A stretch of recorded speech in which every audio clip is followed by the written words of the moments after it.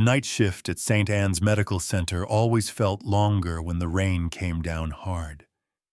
That Tuesday night in Portland, Oregon, the rain didn't fall. It pressed. Against the windows, against the roof, against Ethan Cole's chest. He stood at the nurse's station, finishing the last chart of the hour, fingers stiff from caffeine and exhaustion. The fluorescent lights above him hummed softly, a sound he'd learned to hate. 38 hours without proper sleep. 2 back-to-back emergency codes. 1 patient he couldn't save. Ethan was 42, but his reflection in the dark computer screen looked older. The lines around his eyes weren't from age. They were from worry, from debt, from a mortgage he no longer shared, from a marriage that had ended not with a fight, but with silence. Across the hall, a heart monitor beeped in a slow, steady rhythm.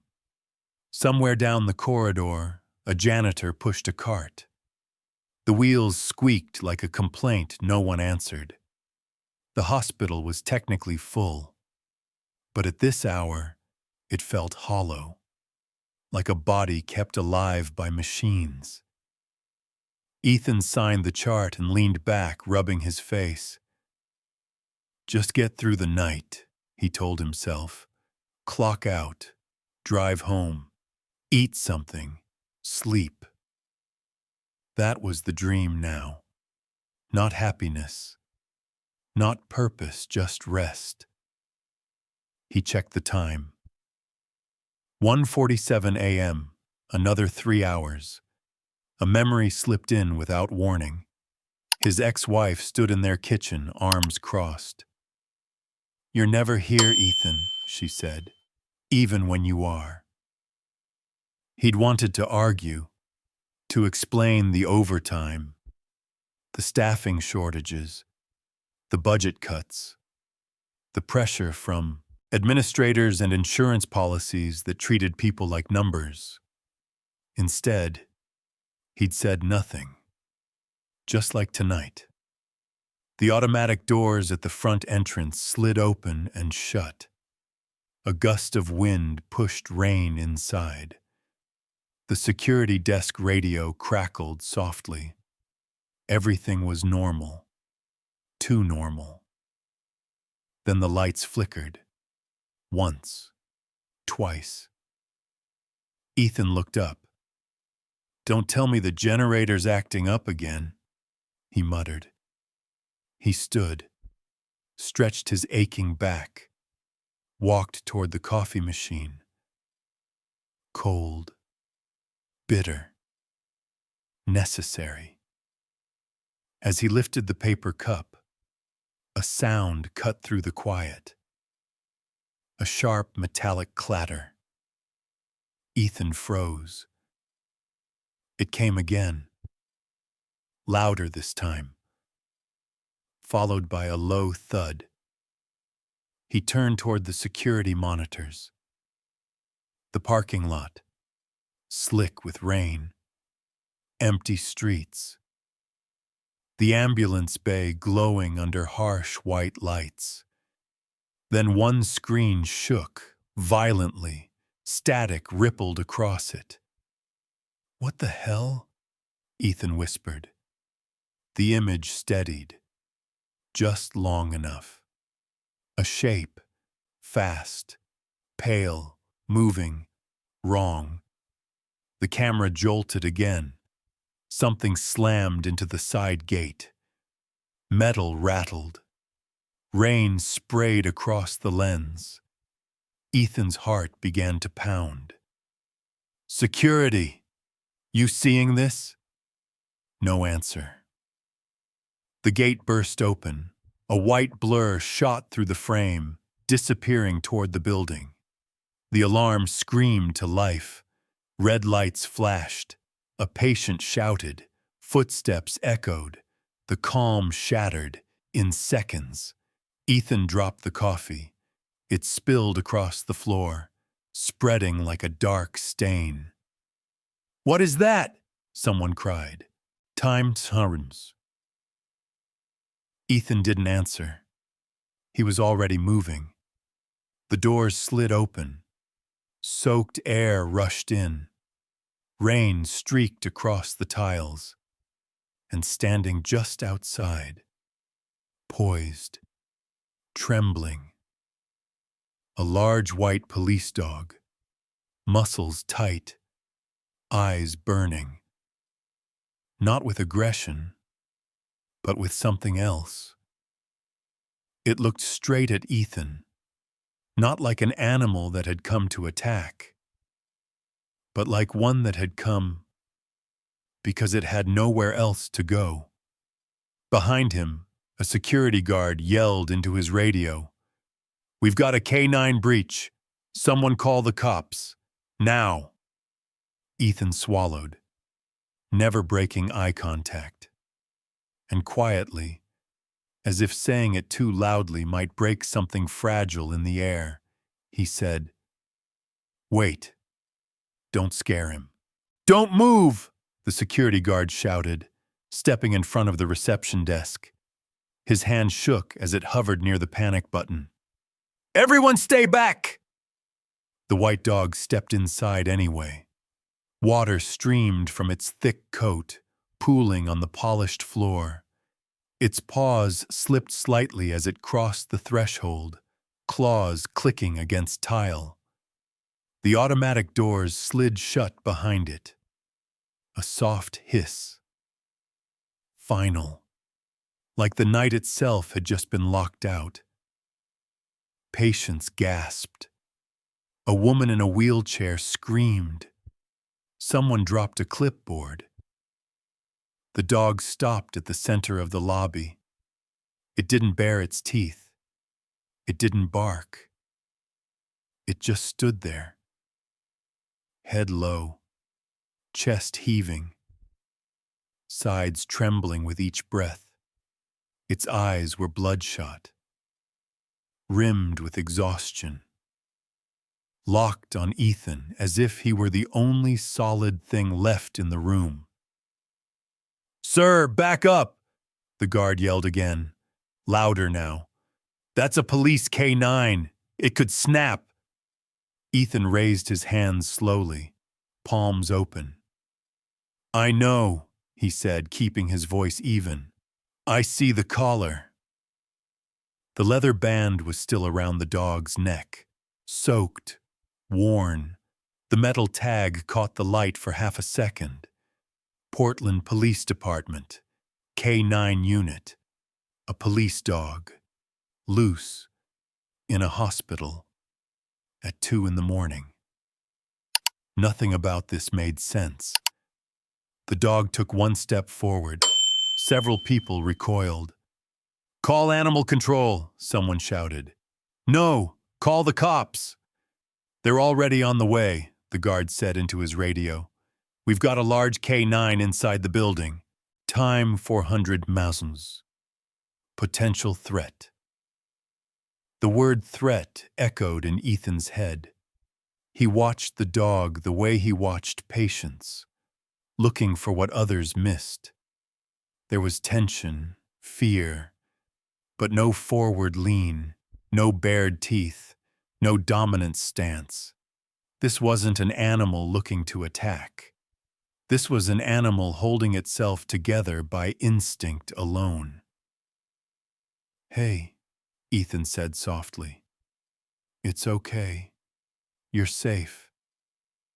The dog's ears twitched. Behind him, the charge nurse hissed, "Ethan, are you crazy? Get back here." He didn't turn around. The dog's gaze flicked past him, toward the hallway, the ICU, then back to Ethan, then back again, more urgent this time. Its paws scraped the floor. A sound slipped from its throat. Not a growl, not a bark, a whine, so quiet only Ethan heard it.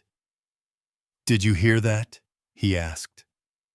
Hear what? The nurse snapped. The dog took another step, then stopped, waiting for permission. It didn't expect to receive. Ethan's chest tightened. This isn't random, he said. He didn't run. He didn't charge. He came straight in and stopped. The guard shook his head. Doesn't matter. Protocol says. The elevator dinged. 2 uniformed officers rushed in. Rain clung to their jackets, one hand already on a weapon. Clear the area, the taller officer barked. Everyone back now! The dog flinched, but didn't bolt, eyes wide, breathing fast. A woman. Officer stepped forward. Her flashlight swept the lobby. She froze. Oh my God, she whispered.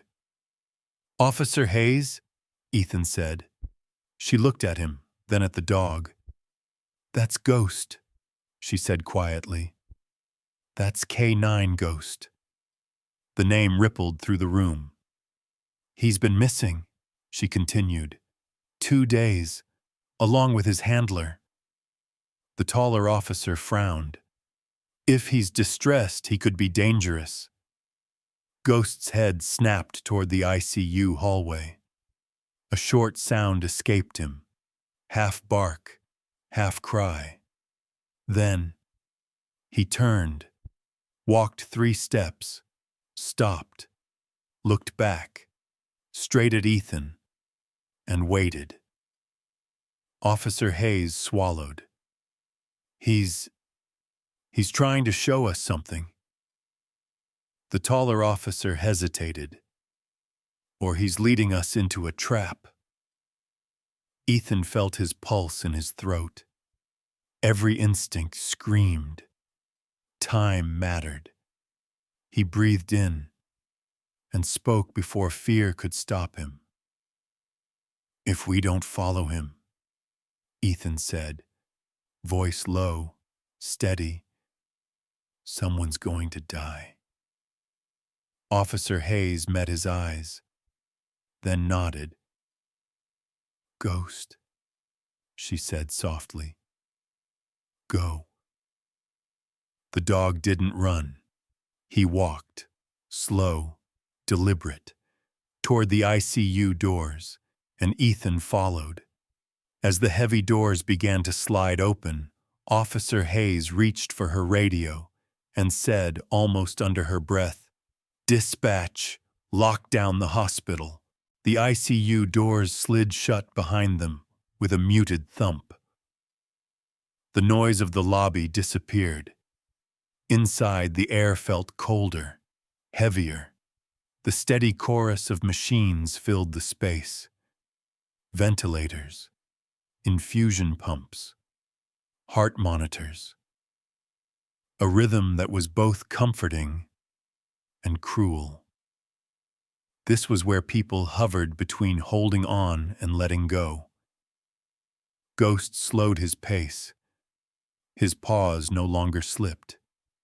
His body, tense moments ago, now moved with purpose. He walked straight down the corridor, ignoring startled nurses, wide-eyed interns pressed against the walls. Every few steps he glanced back, making sure they were still there. Officer Laura Hayes kept one hand near her holster and hated herself for it. She knew this dog, had trained beside him, watched him track suspects through rain-soaked alleyways and burned-out warehouses. Ghost had never hesitated like this, never looked afraid. Where's his handler? Ethan asked quietly. Laura shook her head. That's the problem, she said. Officer Mark Rivera vanished 48 hours ago. Ghost was found abandoned near the river.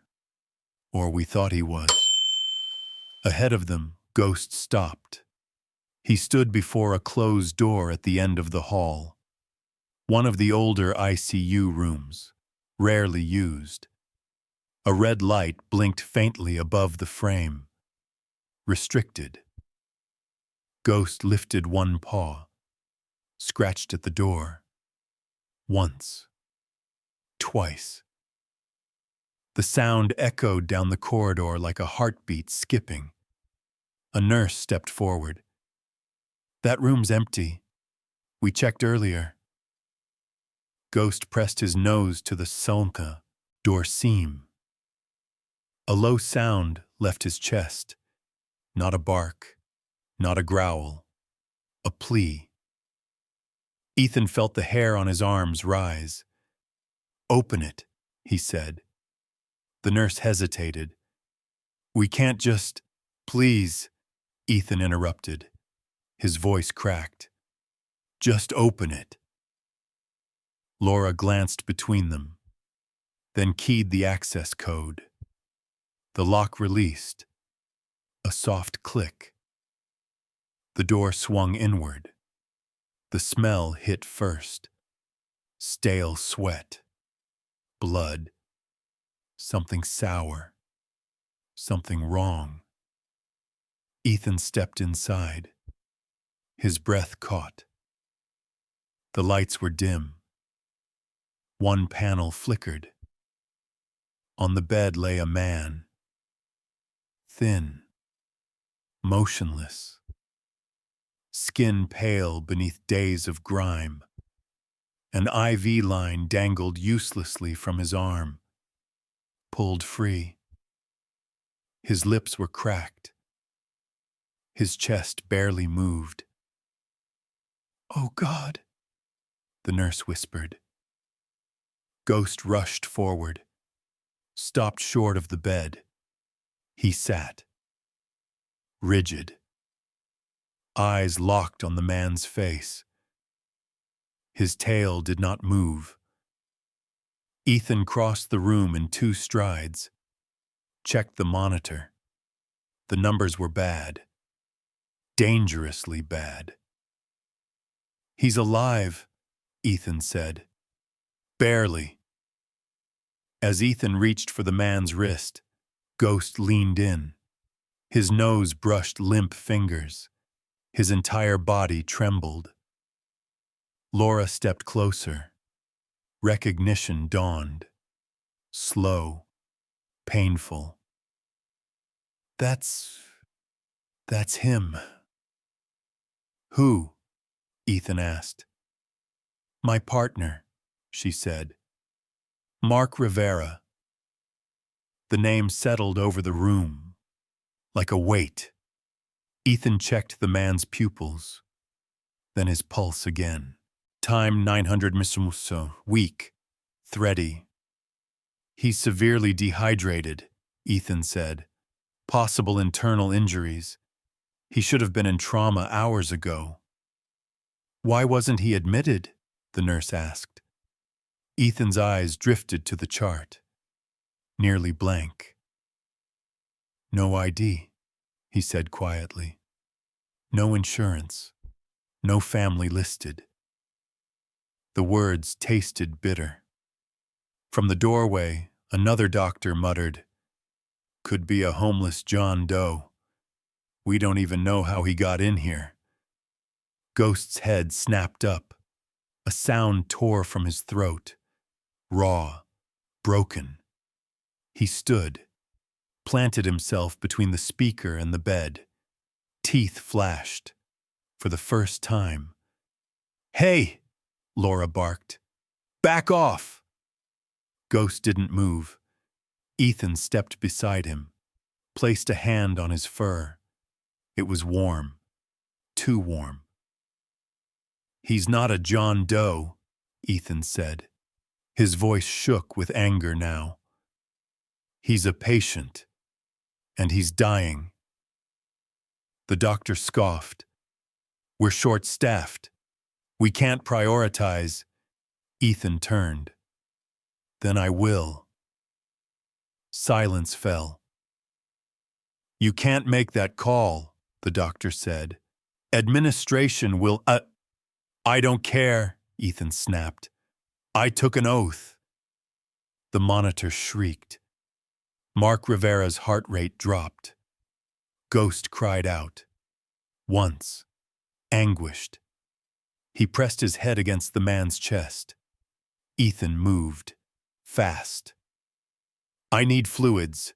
Antibiotics. Now. The doctor hesitated. 1 second too long. Laura raised her radio.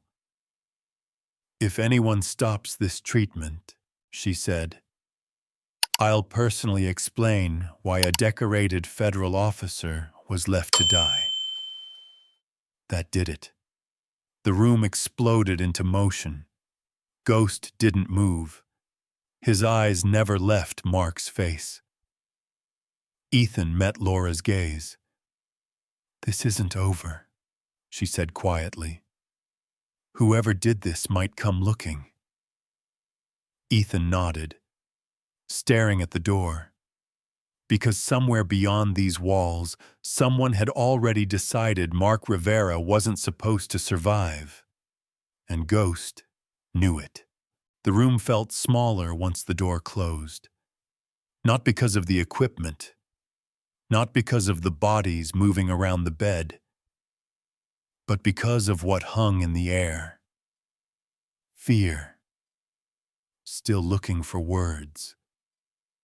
Ethan felt it in his hands as he adjusted the IV line, in the way his breath stayed shallow.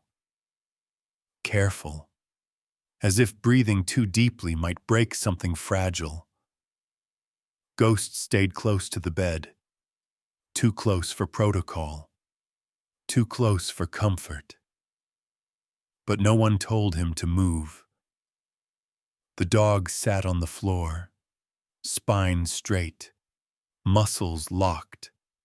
His white fur looked dull under the ICU lights. His eyes never left Mark Rivera's face. Every time the heart monitor dipped, Ghost's ears twitched. Every time Mark's chest rose, weak, uneven. Ghost's tail moved. Just a fraction. More reflex than hope. Ethan glanced at Laura Hayes.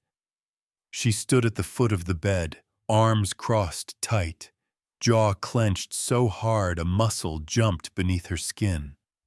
She had seen bodies before, had called scenes cold and final. But this was different. This was personal.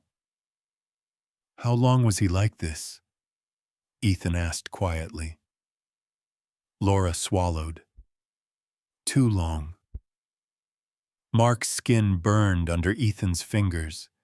Fever, infection, severe dehydration, layered over something darker, something that didn't come from sleeping on a park bench or missing a meal. Ethan leaned closer, lowered his voice. You're safe now, he said. You're in a hospital. Just hold on. Ghost shifted, pressed his head gently against Mark's arm. A sound slipped from his throat. Time was 700 timspon, soft, uneven, like breath caught between a sob and a sigh. One of the nurses turned away. This is insane, a resident muttered. We don't even know how he got in here. Ethan didn't look up. He didn't, he said. He was brought. No one answered. They all knew what he meant. Laura stepped closer. She reached out, hesitated, then placed 2 fingers against Mark's wrist, as if she needed proof. You stubborn son of a... Her voice broke. She stopped. The monitor screamed, high, sharp. Ethan's head snapped up. BP's crashing. He moved fast, fluids wide open. Antibiotics pushed harder. Orders barked, followed without argument. The room changed. Uncertainty to urgency. In seconds, Ghost stood, not aggressive, not panicked. He placed his paws gently on the bed's edge. His nose hovered inches from Mark's face. His body trembled, not violently, constantly, like something held together by sheer will. "Easy," Ethan murmured, more to Ghost than anyone else. "We've got him." The heart rate dipped again. Laura reached for her radio, then stopped. "If this goes south," she said, "administration's going to ask questions." Ethan didn't hesitate. "Let them." She nodded once. Decision made. Minutes passed. Long. Merciless. Every beep a warning. Then, time Seinhandbaum slowly. The numbers stabilized. Not good, not safe, but no longer falling. Ethan exhaled. For the first time. "We bought him some time," he said. Ghost lowered himself to the floor, eyes never leaving Mark. A silence settled, not hollow, heavier, demanding to be acknowledged. Laura broke it. "He wouldn't leave him," she said quietly. "Ghost. No matter what." Ethan looked at her. "Leave who?" "My partner," she said. "Mark trained Ghost from the beginning. 6 years. Inseparable." Her eyes went to the dog. "If Ghost ran into this hospital, it wasn't by accident." Ghost looked up, straight at Ethan. No fear, only urgency, expectation, as if saying, "I brought him to you. Now don't fail us." A nurse cleared her throat. "Security wants to know what to log this as." "Emergency admission," Ethan said. "And the dog?" Ethan waited. Ghost rested his head on Mark's arm, refusing to move. "He stays," Ethan said. "For now." Laura searched his face, found no doubt. Outside, thunder rolled low over Portland. Phones rang. Protocols waited. But in that room, beside a dying man and a loyal white police dog, something had shifted. Not loud, not dramatic, just enough to change everything. As Ethan checked the monitor, Laura spoke again, her voice barely a whisper. "If Ghost is right," she said, "then whatever did this to Mark isn't finished." "If Ghost is right," Laura had said, "then whatever did this to Mark isn't finished." The words lingered in Ethan's mind as the ICU doors slid shut behind them. Outside, the hospital kept breathing, machines humming, phones ringing, footsteps passing without pause. But inside room 7, time felt suspended, stretched thin by uncertainty. Ethan adjusted the drip rate, checked the vitals again. Mark Rivera's temperature was still dangerously high, blood pressure unstable, but holding. It wasn't a victory. It was a delay. "Labs are back," the nurse said quietly, handing Ethan a tablet. "Electrolytes are a mess. Severe dehydration. Infection markers through the roof." Ethan skimmed the results. "This didn't happen overnight," he said. "He was like this for days." Ghost shifted closer to the bed, as if he understood every word. His nose hovered inches above Mark's hand, inhaling, exhaling, counting breaths alongside the machines. Laura stood near the wall, arms crossed, eyes fixed on the floor. "Mark knows how to disappear," she said. "If someone kept him hidden this long, it wasn't an accident." Ethan looked up. "You think he was held?" She nodded once. "I think he escaped." The idea settled heavy in the room. A resident entered, flipping through the chart. "There's still no ID logged," he said. "No wallet, no phone. Intake says he was found alone." Ethan's jaw tightened. He wasn't alone. The resident followed Ethan's gaze. To Ghost. He hesitated. "We still need to classify him," he said. "Administration's going to ask questions. Coverage. Billing.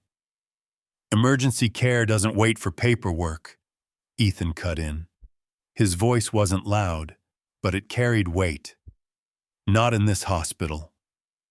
The resident opened his mouth, then closed it. He nodded and backed out. Ethan turned back to the bed. Something near Mark's wrist caught his eye. Dark bruising, uneven, almost patterned. He leaned closer, gently rotated the arm. "These marks," he said, "they're not from a fall." Laura stepped forward. "Restraints." "You're sure?" She nodded. "Zip ties. Or rope. Cheap stuff." Ghost let out a low sound. Not aggressive, but sharp. His ears pinned back as Ethan uncovered more of the arm. Abrasions. Fresh. Angry. "This is assault," Ethan said. "At the very least." Laura pulled out her phone, snapped a photo. "I'm calling this in," she said. "Off the record. For now." She stepped into the hallway. Ethan continued the exam, lifted the sheet slightly, and froze. Above the ankle, a thin cut. Clean, deliberate. A tracking wound. Ethan straightened slowly. "Laura," he called. She returned instantly. One look was enough. "He was tagged," she said. "Someone wanted to know where he'd go." Ghost stood, paced once, then stopped beside the bed, breathing fast, nails clicking softly on tile. Ethan placed a hand on the dog's shoulder. "Hey," he said. "He's here. You got him here." Ghost leaned into the touch, just for a second. A security guard appeared. "Officer Hayes," he said, "there's a man at the front desk, asking about a patient. Says he's family." Laura's expression hardened. "Name?" "Didn't give one," the guard said. "But he's persistent." A chill crawled up Ethan's spine. Ghost's head snapped toward the door.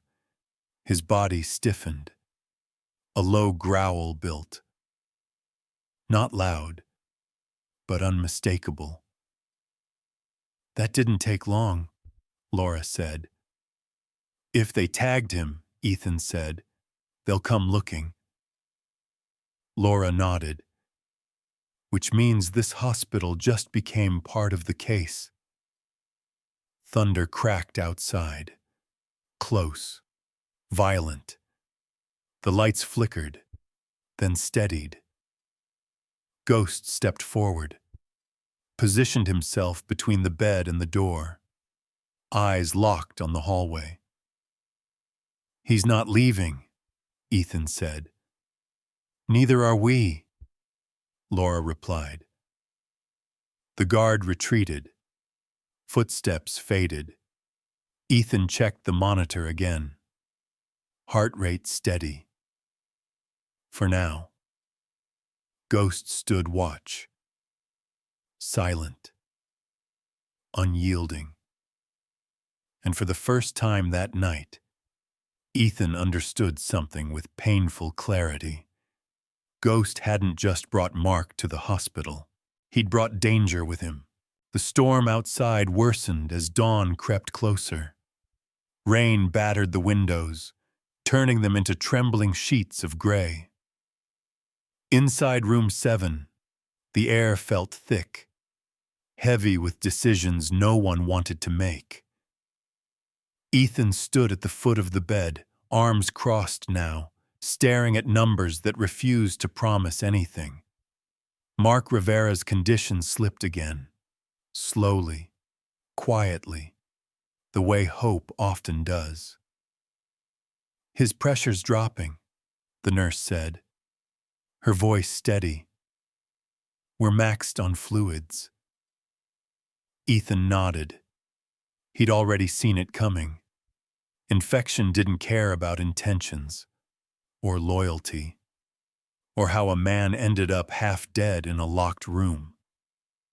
Ghost sensed the change before the machines did. His head lifted, ears sharp, body stiffening like a wire pulled tight inside him. His breathing quickened. A low sound rumbled in his chest. Not anger, fear. Laura Hayes stood by the door, phone pressed to her ear. When she hung up, her face hardened. Official, protective. That man at the front desk, she said quietly. He's gone. Ethan frowned. Gone how? Walked out when I asked for ID. She paused. Security got his face on camera. Ghost growled. Just once. Ethan placed a hand on his neck. Easy. Laura met Ethan's eyes. I notified my captain. Internal affairs, too. This is bigger than us now. The door opened again. 2 administrators entered. Clean suits, sharp expressions, no rain on their shoes. Time 3000 morceaux. One glanced at the monitors, then at the dog. This animal needs to be removed, he said. Immediately. Something inside Ethan snapped, not loudly, but completely. He stays, Ethan said. That's not your call. This patient wouldn't be alive without him, Ethan replied. And he's not a threat. The hospital's liability doesn't override emergency care, Ethan cut in. Not legally, not ethically. You're a nurse, Mr. Cole, the second administrator scoffed. Not a policymaker. Ethan stepped forward. Then fire me. The room went silent. Laura's eyebrows lifted. She said nothing. Ethan continued, his voice steady now, grounded in something deeper than fear. You can write me up, suspend me, do whatever you need to do. But I will not let a man die because someone's worried about paperwork or insurance codes. The administrators exchanged a glance. We'll discuss this, one said stiffly. Outside. As they left, Ethan exhaled slowly. The weight of what he'd done settled into his bones. Career. Pension. Everything. Balanced on a choice made in less than a minute. Ghost stepped closer, rested his head against Ethan's thigh. The gesture was small. It nearly broke him. You don't even know me, Ethan whispered. Ghost stayed anyway. The monitors beeped again. Faster. Oxygen levels dropping. Prep for intubation, Ethan said. Now. The team moved. Efficient. Silent. Ghost backed away. Just enough.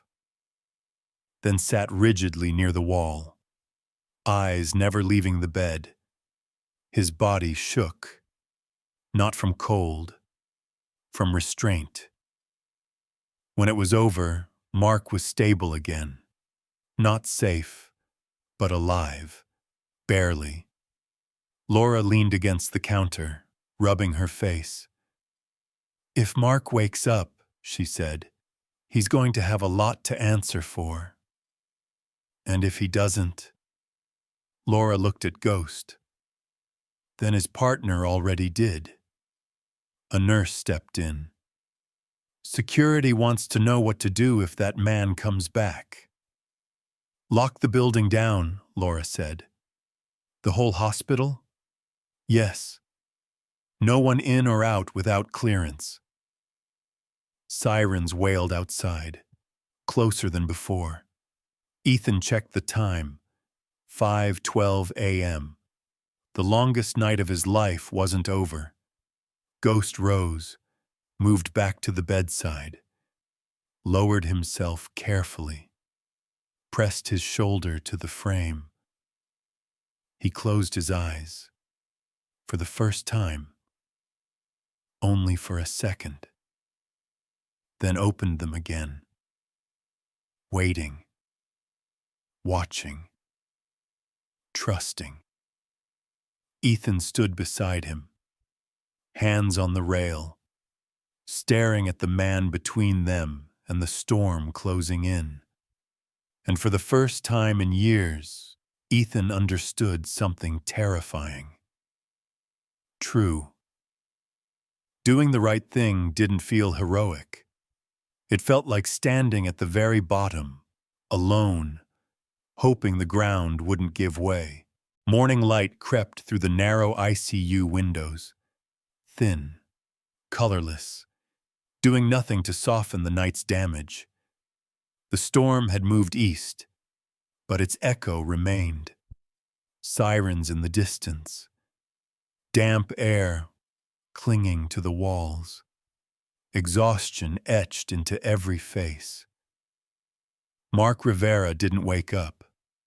His vitals held, fragile as glass. The ventilator breathed for him, mechanical, patient. Each rise of his chest a reminder that survival, at this point, was borrowed time. Laura Hayes hadn't left the unit. She stood near the window, phone pressed to her ear, her voice low, controlled. The voice she used when emotions had no place. Ethan watched her, noted the way her shoulders tightened when she listened, the way she nodded, without relief. When she finally hung up, she didn't look at him right away. I pulled his file, she said. The one that never made it into the system. Ethan stepped closer. Federal? She nodded. Task force. Human trafficking. Financial laundering. He was chasing a supply chain that ran through 3 states and 6 shell companies. Real estate, private security, even medical transport. Ethan frowned. Medical? Laura met his eyes. Fake patient transfers, stolen identities, insurance fraud. They hide people in plain sight. The words landed heavy. Ethan thought of the blank chart. No ID, no coverage, no voice. Ghost stirred at the bedside. At the sound of Laura's voice, he lifted his head, ears angling forward. When she stepped closer, he watched her. not hostile, but alert, as if recognizing danger in memory alone. "He knows," Ethan said quietly. Laura nodded. Ghost was trained to detect stress patterns, behavioral shifts. He doesn't forget. She reached into her jacket, pulled out a folded document. Mark was scheduled to testify, she said. Tomorrow. Ethan's stomach dropped. Tomorrow. He vanished 48 hours ago, Laura said. They grabbed him before he could disappear on his own terms. Ghost let out a low sound. Uneasy. Laura crouched beside him. Easy, boy. We're still here. Ghost's gaze flicked to the door, then back to Mark. Someone knew exactly where to put him, Ethan said. Close enough to help, far enough to keep him quiet. Laura stood, and someone knew Ghost would try to bring him somewhere safe. Ethan exhaled. A hospital. Where emergencies feel random, Laura said. Where paperwork delays buy time. Where people are afraid to ask questions.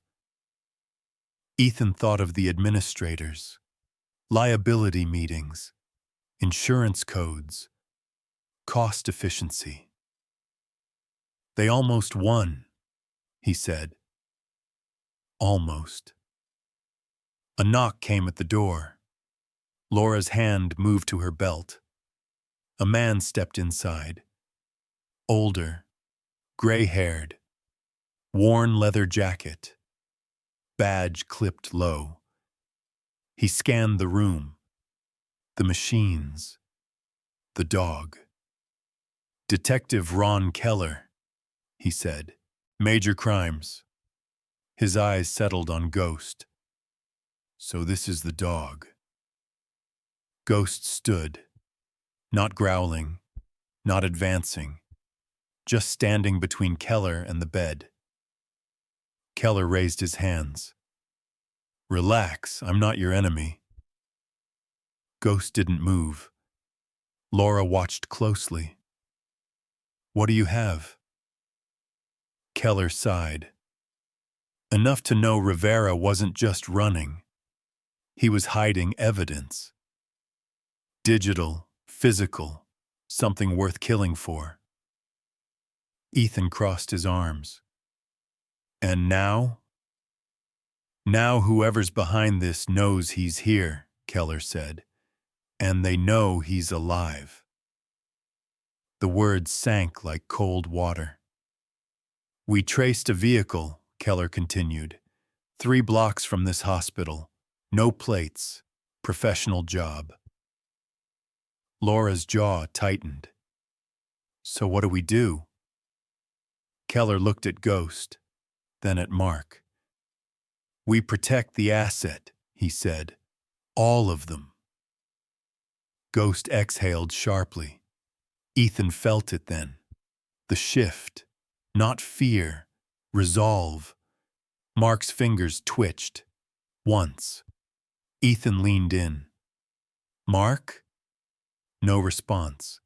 But the monitor flickered. Numbers changing. Just enough. Ghost pressed his nose to Mark's hand.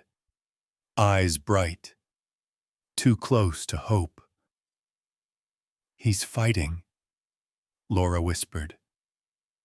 Keller nodded. Then we buy him time. Ethan straightened.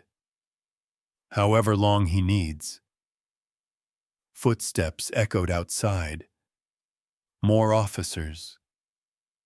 More questions. But in that room, time 2000 possums. Between a dying man, a loyal dog, and 2 people who refused to look away. The past began to surface, and whatever had been buried with Mark Rivera was starting to claw its way back. By mid-morning, The hospital no longer felt like a place of healing. It felt like a checkpoint.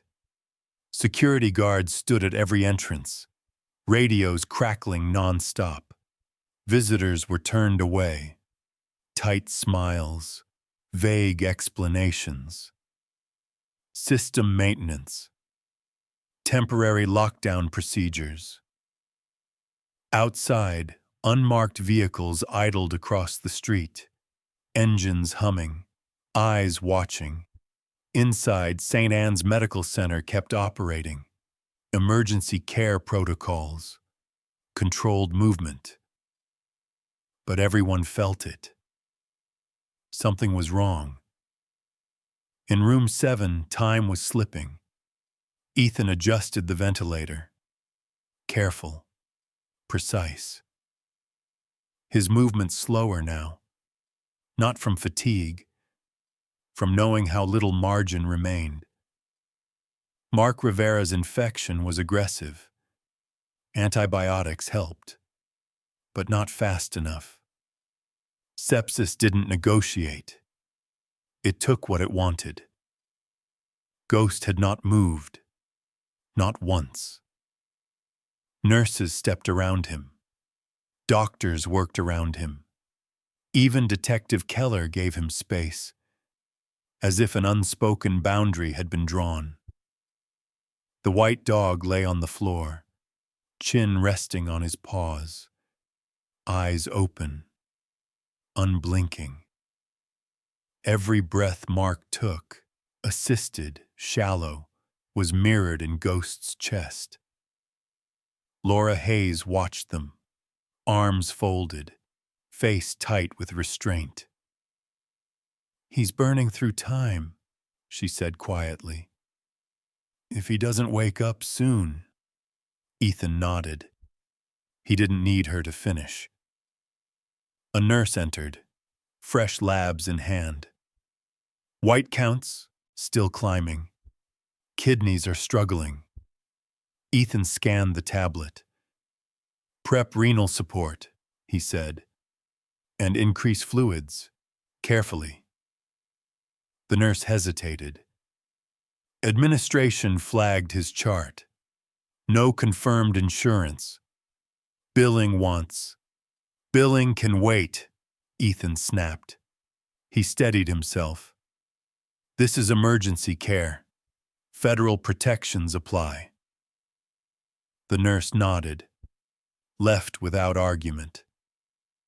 Laura studied him. "You're willing to burn every bridge for this." Ethan didn't look up. Already did.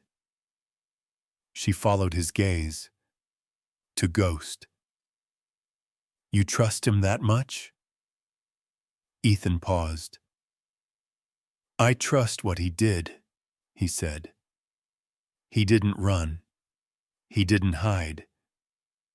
He came straight here." Laura exhaled. So did Mark.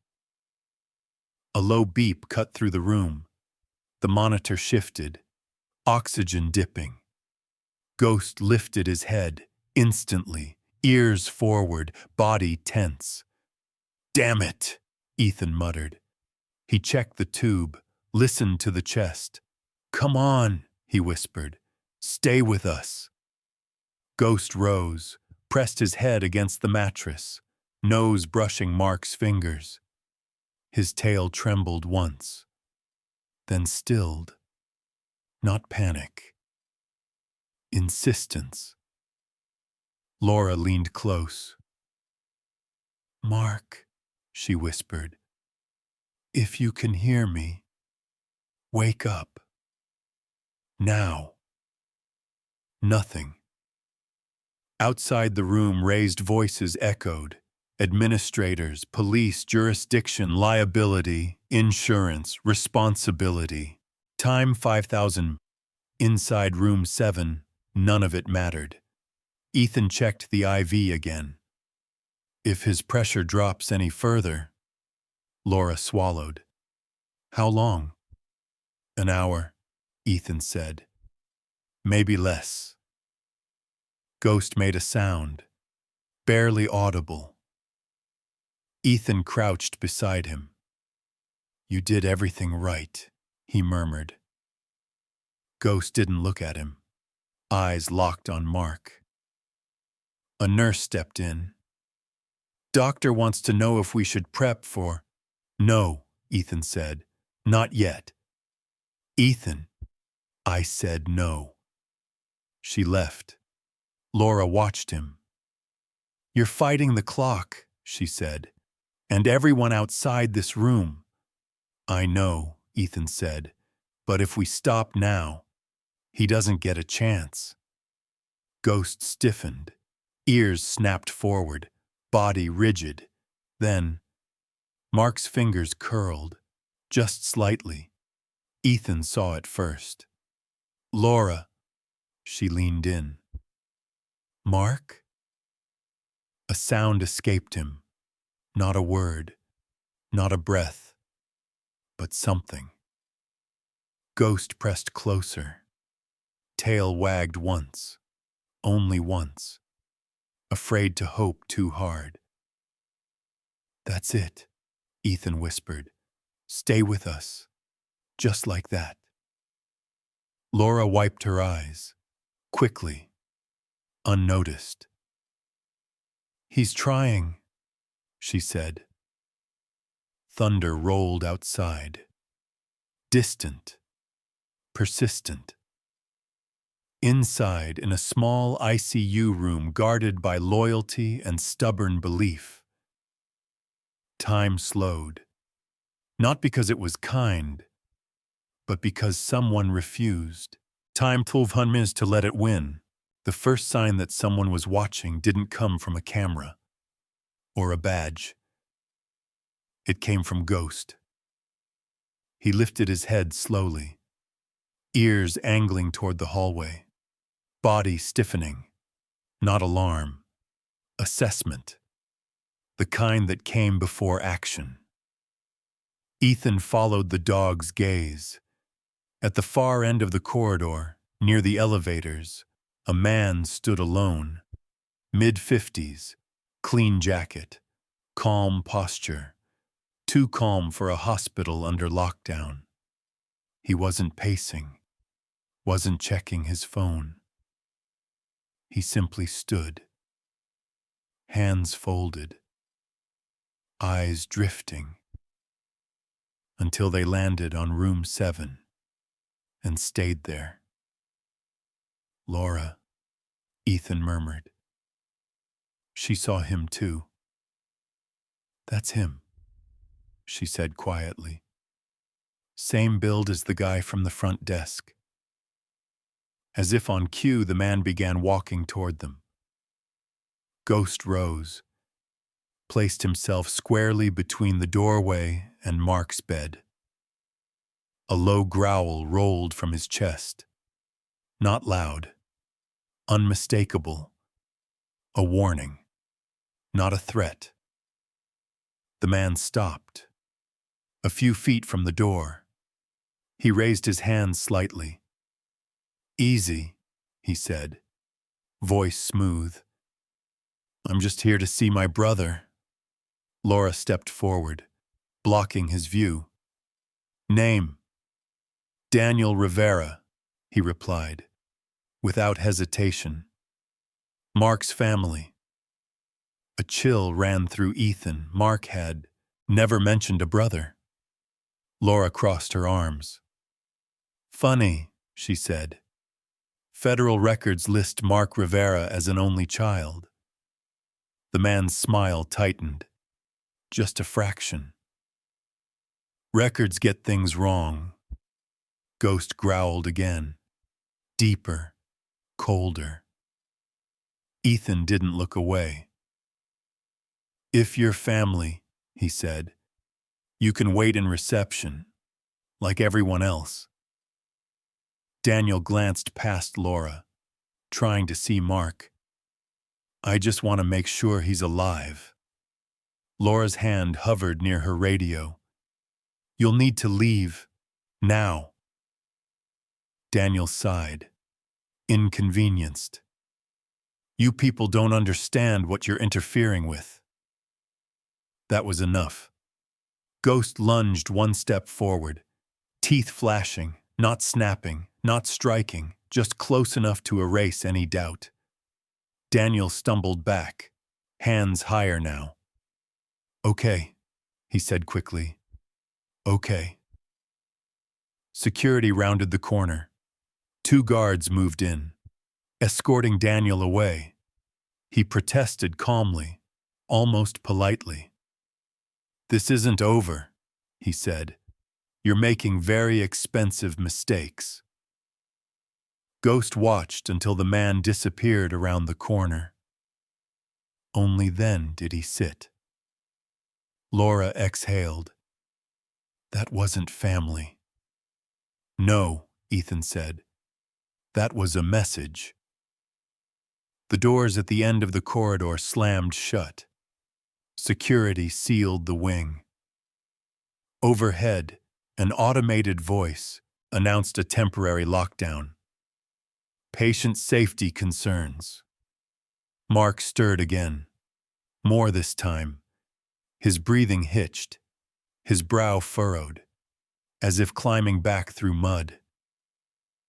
Mark, Laura said, you're safe, but they're here. His lips parted. A sound escaped. Broken. Barely formed. Ghost pressed his nose to Mark's hand. Tail rigid. Eyes intent. Ethan leaned in. Mark, listen to me, he said.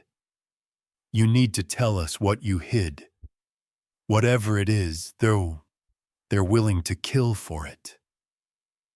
Mark's fingers twitched, then tightened. He whispered something. Ethan strained. Say it again. Mark's eyes fluttered open.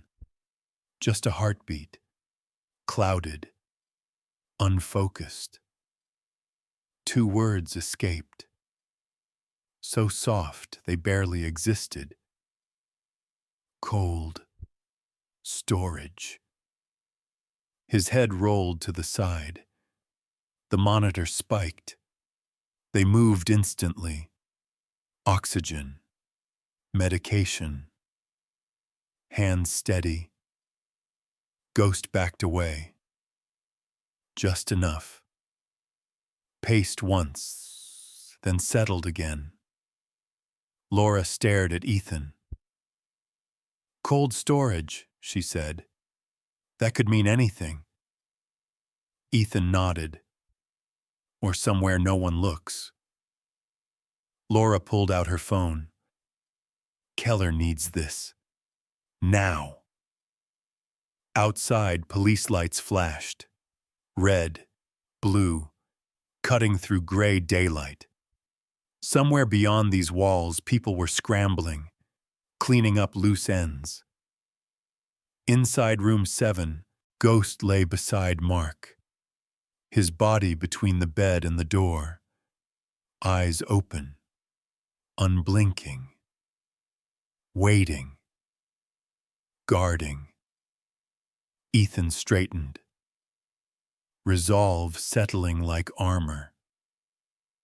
They found us, he said quietly. Laura met his gaze. Then we don't let them finish it. Detective Keller arrived just after noon. Rainwater still clung to the cuffs of his coat. He didn't waste time. No pleasantries. One look was enough. The locked wing. Extra officers. Ghost standing guard. Someone tried to reach him, Keller said quietly. Laura nodded. Posing as family. Keller's jaw tightened. Then Rivera was right to run. Ethan briefed him quickly. Mark's condition. The tracking wound. The whispered words.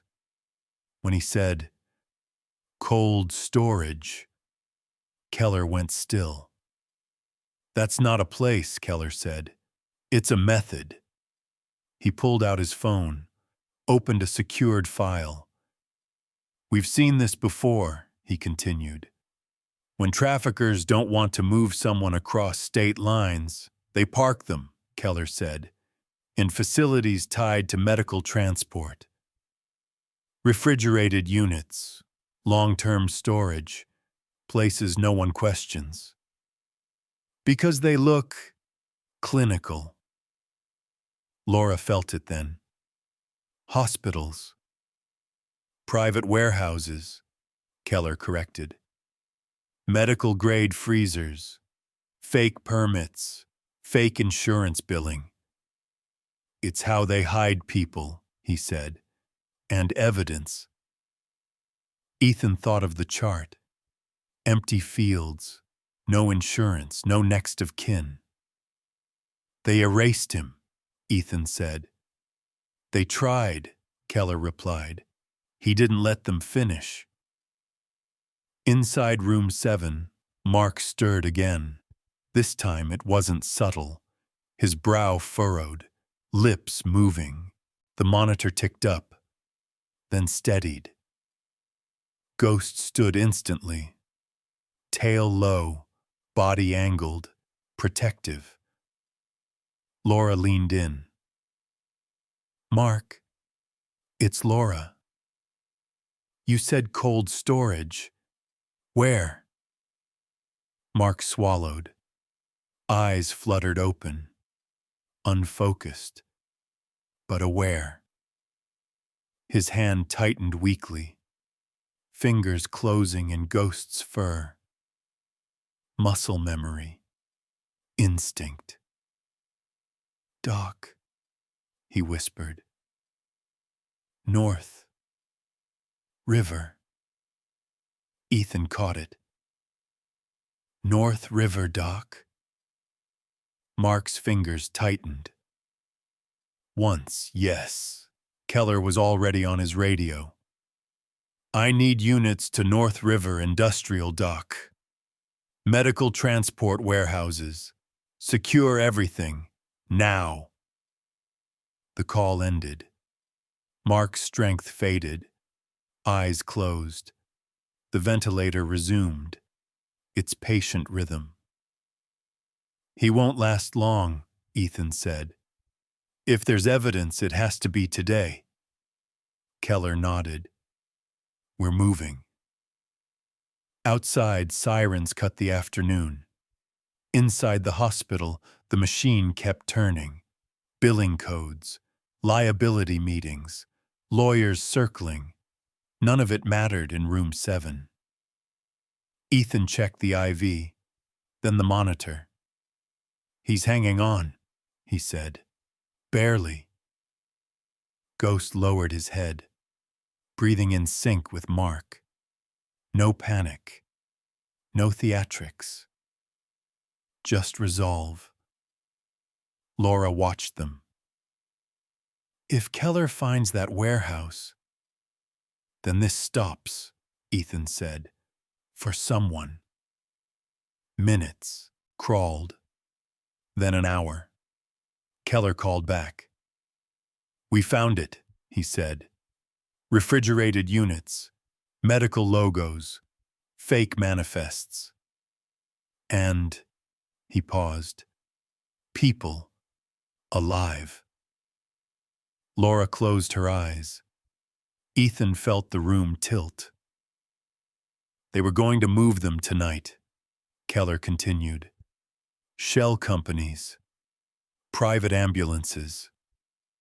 If Rivera hadn't escaped, Ghost exhaled sharply, as if finishing the thought. We've got warrants, Keller said. Arrests in progress. Rivera's evidence matched everything. Ethan exhaled, for the first time all day. He did it. Yes, Keller said. He did. Inside the room, Mark's vitals steadied. Not a miracle, but enough. Ethan adjusted the settings. Careful, precise. Laura stepped to Ghost. "You heard him," she whispered. "They're done." Ghost didn't move. Not yet. Ethan understood. "He'll stay," he said, "until Mark doesn't need guarding." Laura nodded. Outside, the rain stopped. Light broke through. Pale, but real. Ethan looked at Mark, then at Ghost. "You saved more than one life," he said quietly. Ghost met his eyes, and for the first time since crashing through the hospital doors, he allowed himself to rest. Just a little. The room was quiet. Quiet in a way Ethan had never learned to trust. No alarms, no shouting, just the steady breath of a machine, and the soft, mechanical certainty of time moving forward without permission. Mark Rivera lay still beneath the thin hospital blanket, his face calmer than it had been all night. The fever had broken an hour ago, but it hadn't brought relief, only a fragile stillness. Borrowed. Ethan stood at the bedside, reading the numbers again. Not because they had changed, but because he needed to believe they still could. Ghost sensed it before anyone spoke. He lifted his head, ears angling toward Mark's chest, eyes narrowing, as if listening for something deeper than sound.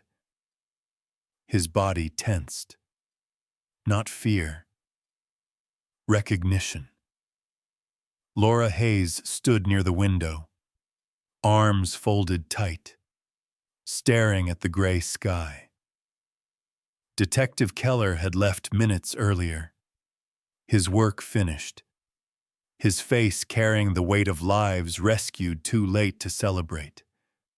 The arrests were underway, the warehouses secured. The truth was out, but the truth didn't keep a heart beating. Ethan adjusted the IV line. One more time. "Mark," he said softly, "you did it. They're safe." Ghost leaned forward, placed his nose against Mark's hand, breathing in slowly.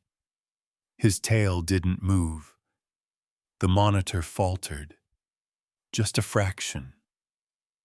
Then again. Ethan's heart sank. He reached for the stethoscope. Though he already knew, the rhythm was wrong, uneven, slipping, like footsteps fading down a hallway. "Ethan," Laura said quietly. "Is it?" "I know," he replied. "I know." The alarm finally sounded. Sharp, insistent, impossible to ignore. Nurses rushed in, hands moved fast, orders were called, followed, medications pushed, compressions began. Ghost stood. He didn't bark, he didn't growl, he watched. Ethan worked through it all, muscle memory guiding him, mind distant. He had done this 100 times, too many times, but never like this. Never with a witness who understood exactly what was being lost. Minutes passed, then more. Finally, the doctor stepped back, breath heavy. She looked at Ethan, not as administration, but as someone who shared the weight. "Time of death," she said quietly. The words landed. Final. The machines were silenced, one by one. The room emptied slowly. No rush, No words. Ghost stayed. Only when the bed was clear did he move. He placed his front paws on the mattress, lowered his head onto Mark's chest, completely still. No sound at first. Then, a low, broken whine. Not loud. It didn't need to be. Laura turned away, hand to her mouth. Ethan stood, frozen. Every loss he had ever known rising at once. But this was different. This was a man who fought to expose something rotten and paid for it with everything, and a dog who crossed a city in the rain to save him. Ghost lifted his head, looked at Ethan. No anger, only confusion. Asking a question no one could answer. Ethan stepped closer, rested a hand on Ghost's shoulder. He knew, Ethan said quietly. He knew you wouldn't leave him. Ghost stayed. Then, carefully, almost ceremoniously, he stepped down, lay beside the bed, body pressed to the frame, guarding. Even now. Laura returned, placed Mark's badge and folded wallet on the table. He made a difference, she said. Because of him, people get another chance. Ethan nodded. That has to count for something. Outside the room, life went on. Phones rang. Insurance coordinators talked. Administrators drafted statements. The world moved forward. Inside room 7, time slowed. Ethan reached up, turned off the last monitor. Silence. Ghost closed his eyes, and for the first time since crashing through the hospital doors, he didn't open them again right away. The paperwork came later, not immediately, not while Ghost still lay beside the bed, not while Ethan stood there, pretending his hands didn't shake. It came after the body was taken away, after the room was cleaned, after the machines were reset for the next emergency that would arrive without warning, without mercy. It came when the hospital tried to return to normal. Ethan sat alone at the nurse's station, a cup of coffee in front of him, untouched. His shift had ended hours ago, but he hadn't clocked out. No one asked him to. No one told him to go home. Ghost sat at his feet, not lying down, sitting, alert, waiting. Laura Hayes approached quietly, a thin manila envelope in her hand. Her face looked older than it had the night before. Not from age, from consequence. They found this in Mark's jacket, she said, sewn into the lining, didn't show up on intake. Ethan looked at the envelope. What is it? A letter, Laura said, and instructions. She hesitated. For you. He barely knew me, Ethan said. Laura met his eyes. He knew enough. Ghost lifted his head at the sound of Laura's voice. When she lowered the envelope closer to him, his ears tilted forward. He stood, took a step closer, nose brushing the paper. Laura swallowed. I think he expected this. Ethan took the envelope. Careful hands. It felt heavier than Shinma. It should have, as if it carried more than words. He opened it slowly. A single sheet, folded twice. Neat handwriting. Deliberate. Ethan read silently. If you're reading this, then I didn't make it. His throat tightened. I don't know your name, but I know what you chose. You could have followed protocol. You didn't.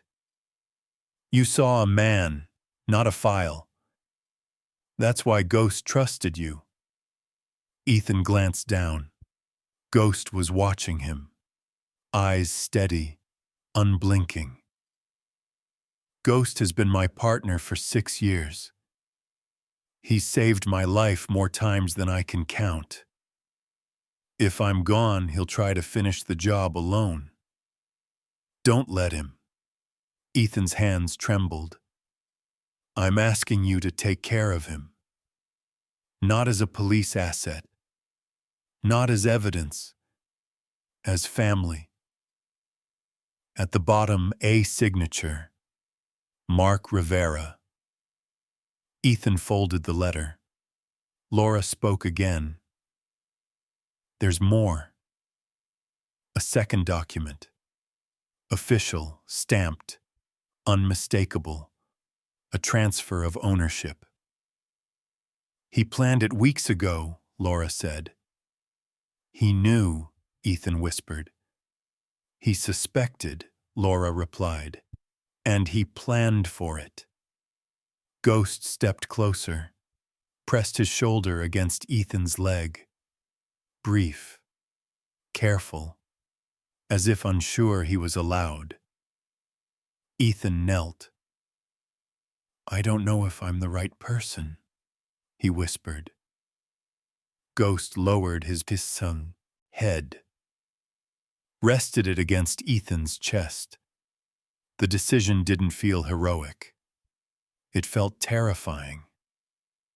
Laura cleared her throat. There will be consequences, she said. Ethan nodded. I figured. But the department is backing him, Laura added. Publicly, quietly. We won't let it get buried again. And Ghost? Laura smiled. Retired. Effective immediately. Ethan exhaled. Outside, sunlight broke through. Pale, but real. I don't have much, Ethan said. Small apartment. Long hours. No guarantees. Ghost didn't move. I can't promise it'll be easy. Ghost sat, waited. Okay, Ethan said. We'll figure it out. As Ethan clipped the leash, Ghost looked back, toward the ICU, toward the room where his partner had taken his final breath. Then he faced forward and followed Ethan. The consequences didn't arrive with sirens or shouting. They came quietly, wrapped in emails, closed-door meetings, carefully worded phrases, administrative review, policy compliance. For Ethan Cole, the fallout began the moment he clocked out. Nearly 12 hours after his shift had officially ended. He stood in a small conference room on the 3rd floor, hands resting on the back of a chair he wasn't allowed to sit in. Across the table, 2 hospital administrators and a representative from risk management. Their expressions were neutral, professional, unmoved. Your actions place the hospital at significant liability risk, the older administrator said. Unauthorized animal presence, deviation from emergency protocol, failure to consult administration. Ethan listened. He didn't interrupt. Ghost lay just outside the glass wall, visible through the blinds, white, still, watching. Security had tried to move him. He hadn't resisted. He had simply refused. "I made a medical decision," Ethan said, "based on immediate need." The risk manager folded her hands. "This isn't about intent," she said. "It's about exposure." Ethan nodded slowly. "So is emergency care." Silence followed. "You are being placed on temporary suspension," the administrator continued, "pending further review." Ethan felt the words land, heavy, but not surprising. "Without pay?" "Yes." Ethan glanced toward the glass wall. Ghost lifted his head. "I understand," Ethan said. When the meeting ended, no one offered a handshake. Outside, the story was already changing shape. News vans lined the street. A short clip circulated online. Grainy footage. A white police dog. Soaked. Standing still. The headline was cautious, but compelling. "Retired K-9 leads authorities to human trafficking ring." Ethan watched from a bench. Reporters spoke softly. Public safety. Federal investigations. None of them mentioned his name. That was fine. Laura Hayes found him later. She stood beside him. "They're crediting Mark," she said, "and Ghost." "As they should," Ethan replied. "They didn't throw you under the bus," Laura added. "Not publicly." "That's something." "You did the right thing," Laura said, "and it still cost you." Ethan rested a hand on Ghost's head. "I can live with that." Later, as evening settled, Ethan walked Ghost to the parking lot. The air smelled clean. His phone buzzed. A message. "You don't know me. My sister was in that warehouse. She's alive because of you." Then another. And another. Lives touched by one choice. Ethan slipped the phone away. "Guess we're both unemployed," he said. Ghost wagged his tail. Once. They walked together. No applause, no cameras. Just a man and a dog, stepping into a future that was uncertain. Time for thousand mots, inconvenient, and real. "Come on," Ethan said. Ghost jumped in without hesitation. Healing didn't arrive all at once. It came in fragments. Small moments. Unremarkable. A quiet morning. A cup of coffee that didn't taste bitter. A dog's steady presence filling a room that had once felt hollow. Ethan's apartment was modest. Second floor. Overlooking a narrow street. Maple trees lining the sidewalk. The place still carried echoes of another life. An extra chair. A photo frame turned face down. But it no longer felt empty. Ghost moved through the space carefully, nails clicking softly against the hardwood, as if learning the boundaries of a world not built for him. Ethan watched from the kitchen doorway. "You can lie down," he said gently. "You don't have to stand guard anymore." Ghost hesitated, circled once, then settled near the window, eyes tracking the street below. Even at rest, he stayed aware. Not anxious. Just ready. The first week passed quietly. Ethan filed paperwork, appeals, statements, explanations, all disappearing into systems built around policy and insurance liability. The suspension remained. No timeline, no promises. He expected that. What surprised him were the messages, emails, letters, handwritten notes, from addresses all over the state. Some were short, others spilled over pages. Thank you for standing your ground, for choosing people over protocol, for giving someone time 200 months, a second chance when it mattered most. Ethan read them at night, Ghost's head resting against his leg. One letter stopped him. My father didn't survive long after being rescued, but he died free. That matters more than you know. Ethan folded the letter, sat in silence. Ghost shifted closer. I know, Ethan whispered. I know. They found a rhythm.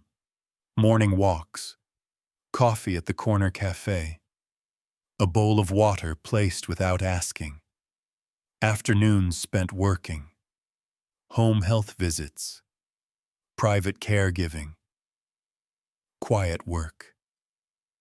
The kind that didn't make headlines, but kept people alive. Ghost adjusted too.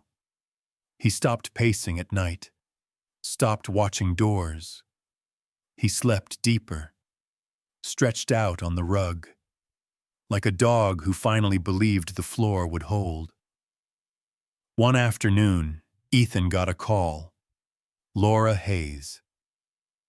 They closed the case, she said. More arrests, more indictments. Rivera's work didn't die with him. That's good, Ethan said. There's more, Laura added. A foundation, his name. It supports people who fall through gaps. He'd like that, Ethan said. And you, Laura hesitated. There's talk about reinstatement. No guarantees? No, she said. But it's a start. After the call, Ethan sat quietly, a future no longer sealed shut. Looks like we might be okay, time 900, he said. Ghost's tail thumped once. That evening they walked the neighborhood. Cool air, ordinary light. A neighbor waved. A child smiled. Ethan felt something loosen. Not happiness. Peace. Later, lights off. You know, Ethan said, I never thought I'd start over like this. Ghost looked at him. Steady. Neither did I. Outside, the city kept moving. Systems, claims, numbers. Inside that small apartment, healing continued. Not dramatic, not perfect, but real. The call came on a quiet night. Weeks after the rain had stopped mattering. Ethan had just turned off the living room light. Ghost was already asleep near the window, stretched out, one paw twitching, chasing something only he could see. The apartment was still. No sirens, no alarms, no panic. Just the soft hum of the city settling into itself. Then, Ethan's phone rang. He froze.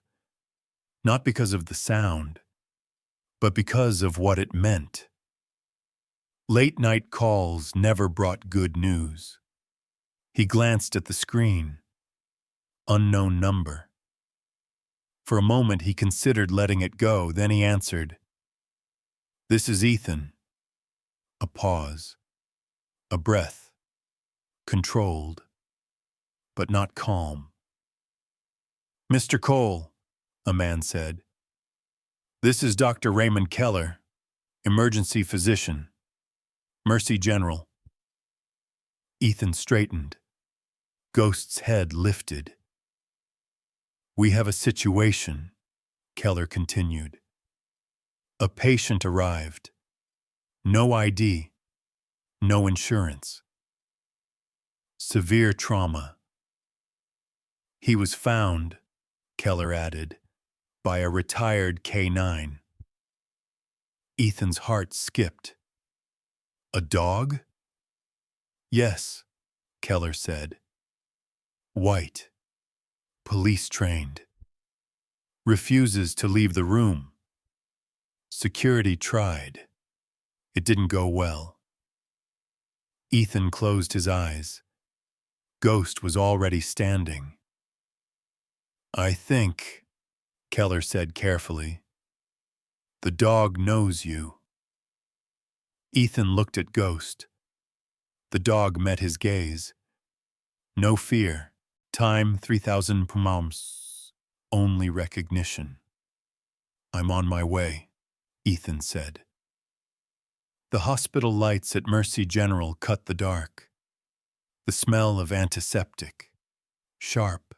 Familiar. People noticed. Whispers followed. "That's him. That's the dog. That's the nurse." Ethan ignored them. In Trauma Room B, a young man lay unconscious, bruised, broken, alive, for now. Ghost stood beside the bed, rigid, calm, protective. "He came straight to us," Keller said. "The dog, same as before." "He knows where help is," Ethan replied. Ghost glanced at Ethan, then back at the patient. Ethan placed his hands on the bed rail. Fear, responsibility, purpose. "All right," he said. "Let's work." Hours passed. The patient stabilized. Not saved. Not yet. But breathing. Ghost lay down. Ethan stepped into the hallway. Exhaustion pressed in. Deep and welcome. "You didn't have to come," Keller said. "Yes," Ethan replied. "I did. Administration won't make it easy. They never do." Back in the room, Ghost slept. The monitor beeped, insisting. Life. No cameras, no headlines. Just a man doing his job. Just a dog trusting the world one more time. As Ethan dimmed the lights, Ghost opened his eyes. Ethan nodded. "I know. Time 900 smell," he whispered. "We're here." The hospital returned to its rhythm. Billing, policies, systems, lives intersecting beyond measurement. Somewhere inside, a life continued, because someone listened to a voice without words. Ethan stepped into the hallway. The door closed, softly. This time, it didn't sound like an ending. It sounded like a beginning.